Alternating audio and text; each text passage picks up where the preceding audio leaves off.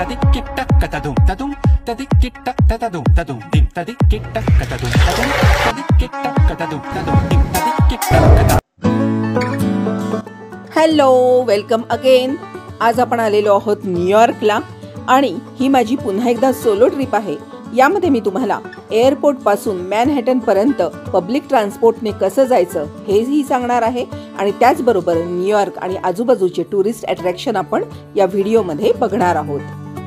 Kennedy international एअरपोर्टवरून direct बसने city सेंटरला जाता येतं किंवा मी जसं केलं एअर ट्रेन घेऊन जमायका या स्टेशनवर आल्यानंतर पुन्हा मेट्रो घेता येते. एअरपोर्टवरून घेतलेल्या एअर ट्रेनचं तिकीट जमायका स्टेशनवर आल्यानंतर आपल्याला पे करावं लागतं.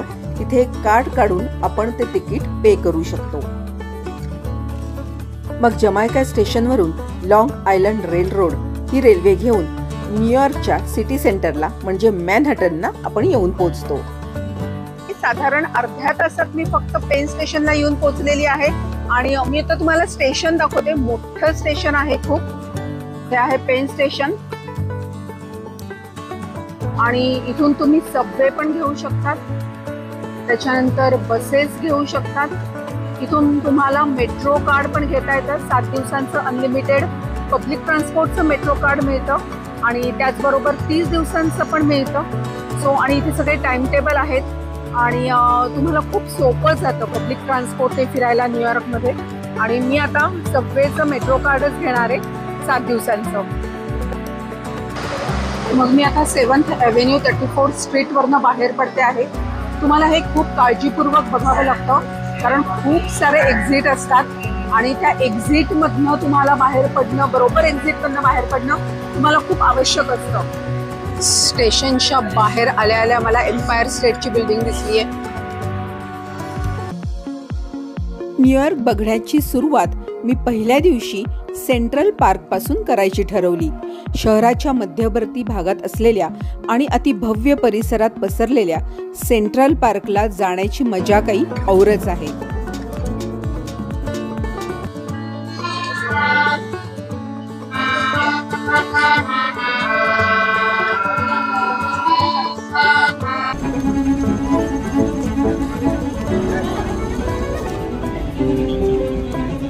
मॅनहॅटन या अतिशय गजबजलेल्या भागात अर्बन एरियामध्ये हा 843 एकरमध्ये पसरलेला सेंट्रल पार्क आहे.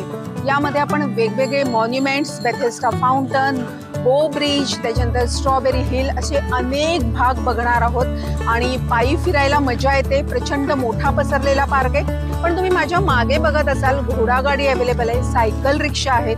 ज्यांना चालता येत नसेल त्यांना अनेक प्रकारची वेगवेगळी साधनं उपलब्ध आहेत. तर चला फिरूया आता सेंट्रल पार्क मध्ये.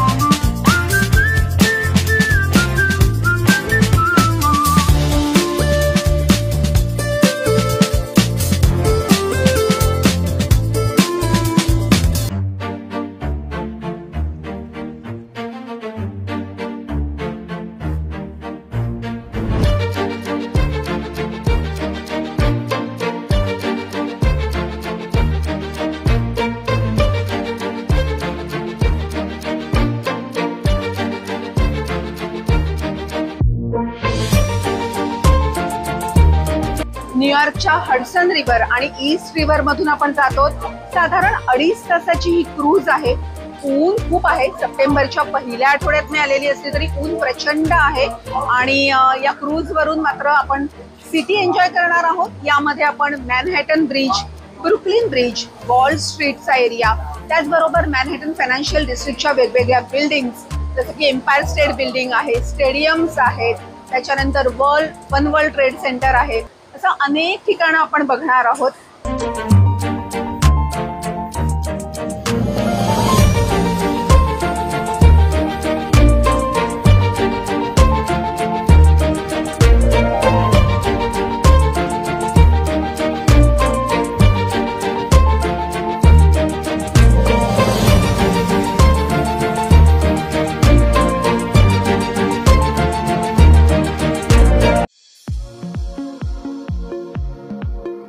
वॉल स्ट्रीटवर ब्रॉडवेच्या अपोजिट साईडला 1697 पासून उभं असलेलं गॉथिक शैलीमधलं अतिशय भव्य असं 281 फूट उंच असलेलं पॅरिश ट्रिनिटी चर्च आहे. या चर्चला एकदा तरी भेट द्यायलाच हवी.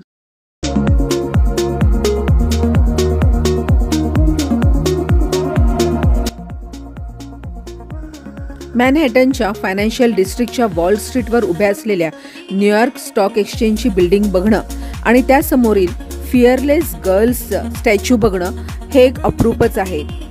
जेंडर डायव्हर्सिटीच्या प्रमोशनसाठी म्हणून फिअरलेस गर्ल्सचा हा स्टॅच्यू न्यूयॉर्क स्टॉक एक्सचेंज समोर उभा केलेला आहे.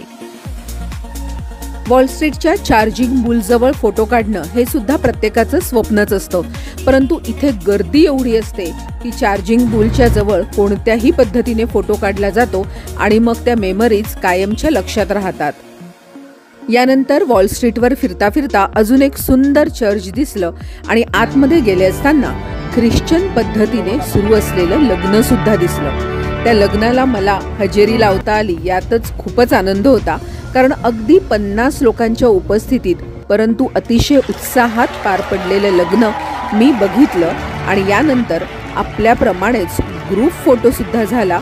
खरोखरच बघण्यासारखं लग्न होतं. बॅटरी पार्कवरून लिबर्टी आयलंडला जाण्यासाठी प्रचंड गर्दी असते प्रत्येक क्रूजला आणि तुम्हाला तिकीट मात्र आधीच बुक करावं लागतं. तर ही मराठी मुलगी आज तुम्हाला घेऊन आलेली आहे स्टॅच्यू ऑफ लिबर्टी दाखवायला. माझ्या मागे हा स्टॅच्यू आहे आणि एक्झॅक्टली समोर हडसन नदी आहे. बॅटरी पार्क या मॅनहॅटनवरच्याच एका भागातून एका कॉर्नरवरून आपण क्रूज घेतो आणि या क्रूजने मी फक्त 10 मिनिटात इथे आलेली आहे.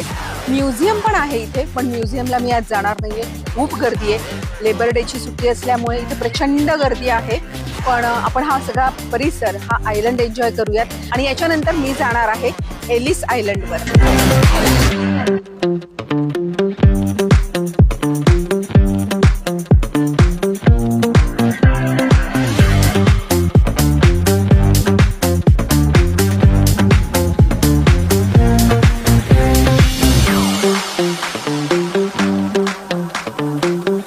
(1892 ते 1954 पर्यंत संपूर्ण जगभरातून अमेरिकेमध्ये जे इमिग्रंट्स येत होते त्यांच्यासाठीचं महत्त्वाचं पोर्ट म्हणजे एलिस आयलंड होतं. या एलिस आयलंडवरूनच संपूर्ण जगभरातून लोक आलेले अमेरिकेमध्ये घेतले जात होते.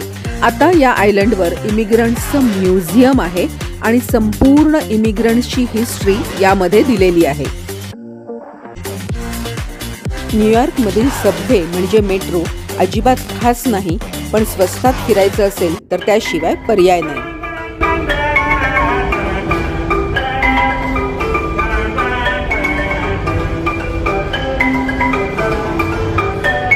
ॲक्च्युली रॉकफेलर सेंटरला जाण्यासाठी मेट्रो घेऊन स्टेशनवर उतरले आणि वर आले तर स्ट्रीट मार्केट दिसलं. वेगवेगळे स्टॉल्स बघताना खूप मजा आली.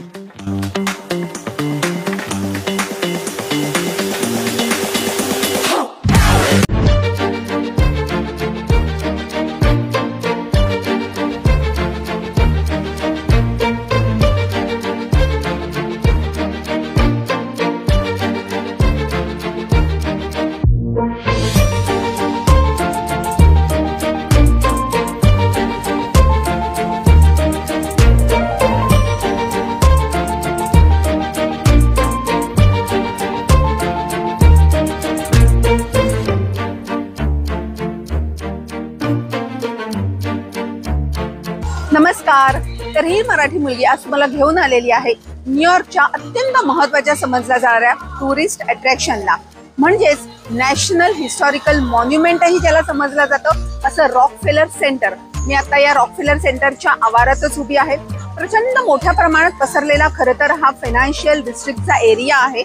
22 एकर मध्ये हे सेंटर फिनान्शियल सेंटर पसरलेलं आहे आणि यामध्ये टोटल 19 बिल्डिंग्स आहेत. आता आपण या रॉकफेलर सेंटरची टूर घेणार आहोत. महत्त्वाच्या 5व्या आणि 6व्या अव्हेन्यू मध्ये हे सेंटर पसरलेलं आहे. यामध्ये टुरिस्ट अट्रॅक्शन्स आहेत, व्हिजिटर सेंटर आहे, त्याचबरोबर फिनान्शियल आणि ज्याला आपण म्हणतो की बँकिंग सेक्टर किंवा इंडस्ट्रियल सेक्टर मधल्या कमर्शियल सगळ्या बिल्डिंग्स इथे आहेत. 1930 ते 1939 या 9 वर्षात हे सेंटर बांधलं गेलं. तर चला निघूयात आता माझ्याबरोबर रॉकफेलर सेंटरची टूर करायला.